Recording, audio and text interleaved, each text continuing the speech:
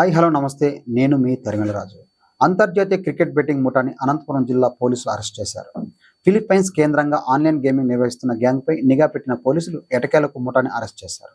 ఈ గ్యాంగ్లో 10 మంది ముఠా సభ్యులు అరెస్ట్ చేయగా మరో 2 పరారులో ఉన్నట్టు ఎస్పీ జగదీష్ తెలియజేశారు. ఈ ముఠా సభ్యులలో కళ్యాణదుర్గంతో పాటు ఏపీ, కర్ణాటక, తెలంగాణకు చెందిన వారు ఉన్నట్లుగా గుర్తించారు. ఫిలిప్పైన్స్కు చెందిన శివ కింగ్ పింగ్ గా పోలీసులు చెబుతున్నారు. శివ అనే వ్యక్తి ఫిలిప్పైన్స్ కేంద్రంగా అంతర్జాతీయ నిషేధిత ఆన్లైన్ గేమింగ్ నిర్వహిస్తున్నారు. దేశవ్యాప్తంగా టీంను ఏర్పాటు చేసుకున్న శివ ఫిలిప్పైన్స్లోని మకాటి మెట్రో మనీలా కేంద్రంగా నిషేధిత డ్రీమ్ ప్లే 1 యాప్ ద్వారా గేమింగ్ నిర్వహిస్తున్నట్లు ఎస్పీ తెలియజేశారు. కళ్యాణదుర్గం పట్టణం సిద్దప్ప వంక వీధిలోని ఒక ఇంటిలో గత రాత్రి పోలీసులు ఆకస్మిక తనిఖీలు నిర్వహించారు. ఈ తనిఖీలలో మొత్తం వ్యవహారం వెలుగు చూసింది. తలారి మధుతో మిగతా 9 మంది సభ్యులు ముఠాగా ఏర్పడి నిషేధిత గేమింగ్ నిర్వహిస్తున్నట్లు గుర్తించిన పోలీసులు ముఠాని రెడ్ హ్యాండెడ్గా పట్టుకున్నారు. 19,70,000 నగదు, 1 కారు, 4 బైకులు, 3 ల్యాప్టాప్లు, 15 సిమ్ కార్డులు, 4 చెక్ బుక్లు, 13 ఏటీఎం కార్డులు, 1 ట్యాబ్, 15 మొబైల్ ఫోన్స్ను స్వాధీనపరుచుకున్నారు. 9 బ్యాంకుల్లో 49 మందికి సంబంధించిన బ్యాంకు ఖాతాల్లోని 18 లక్షలను ఫ్రీజ్ చేసినట్లు జిల్లా ఎస్పీ జగదీష్ వెల్లడించారు.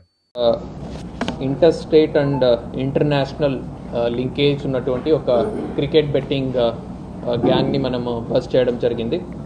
సో దీంట్లో డ్రీమ్ ప్లే 1 అనే ఒక యాప్ ద్వారా basically Dream Play 1 dream it achieve it అనేటట్టు ఒక యాప్ క్రియేట్ చేయడం జరిగింది. దీనికి సంబంధించిన లింక్స్ ఏమున్నాయి, అది ఒరిజినల్గా ఫిలిప్పైన్స్ కంట్రీ ఆరిజిన్గా ఈ మొత్తం రాకెట్ నడుస్తుంది.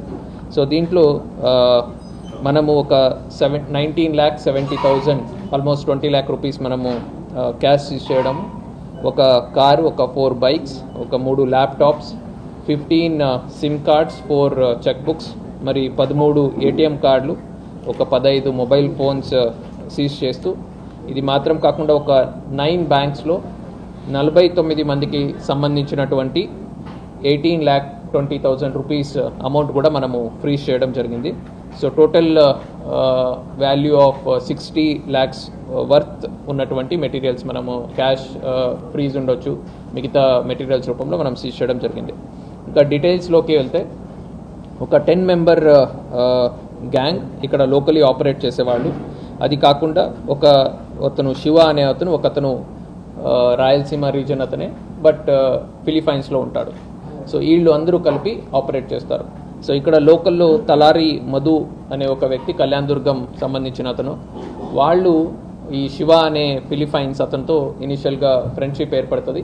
సో దాంట్లో శివ అనే అతను మీరు బెట్టింగ్ నడిచిన దాంట్లో వచ్చినటువంటి ప్రాఫిట్లో 60% మాకు, 40% మీకు ఇవ్వడం జరుగుతుంది అని వాళ్ళ మధ్యన ఒక కాన్వర్జేషన్ జరిపి దాని బేసిస్ మీద మధు అనే అతను ఇక్కడ లోకల్స్ దగ్గర SIM cards, passbooks, bank accounts create చేసి దానికి సంబంధించిన ఏటీఎం కార్డ్స్, పాస్బుక్స్ ఇవన్నీ కూడా ఈ కార్గో ప్యాంట్స్ వస్తాయి. ఆ కార్గో ప్యాంట్స్ ద్వారా ఇవి అన్నీ కూడా ఫిలిప్పైన్స్కి పంపించడం జరుగుతుంది. సో దాని భాగంగానే మనము ఒక 15 సిమ్ కార్డ్స్, కొన్ని check books and ATM cards కూడా మనం ఈరోజు సీజ్ చేసి ఉన్నాము.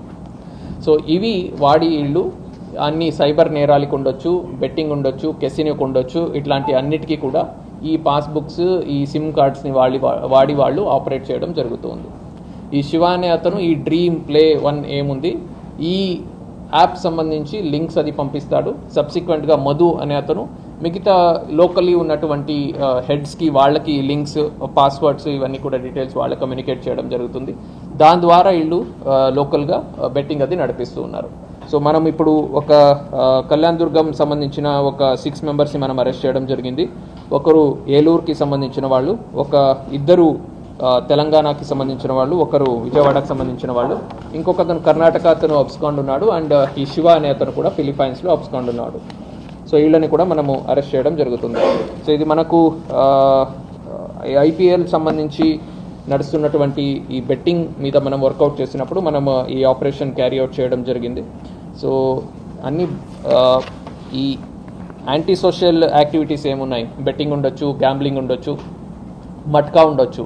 సో ఇట్లాంటి అన్నిట్లో మీద మనము క్లోజ్ వాచ్ పెట్టడం జరిగింది. అండ్ ఇవన్నీ కూడా ఆర్గనైజ్డ్ క్రైమ్ కింద వస్తాయి. సో ఈ నేరాలకి ఆల్మోస్ట్ లైఫ్ ఇంప్రిజన్మెంట్ లాంటి పనిష్మెంట్ మనకు కొత్త బిఎన్ఎస్ చట్టంలో ఉంది. సో ఇవన్నీ లైఫ్ ఇంప్రిజన్మెంట్ పనిష్మెంట్ ఉన్నటువంటి నేరాల కింద మనం కేటగరైజ్ చేయొచ్చు. సో ఆర్గనైజ్ క్రైమ్ కింద మనము కేసెస్ బుక్ చేసి ఇట్లాంటి వాళ్ళ మీద చట్టపరంగా స్ట్రిక్ట్ యాక్షన్ మనం తీసుకోవడం జరుగుతుంది. ఒకటి యాక్షన్ అయితే, ఇంకొకటి అతి కష్టం మీద కష్టపడి సంపాదించిన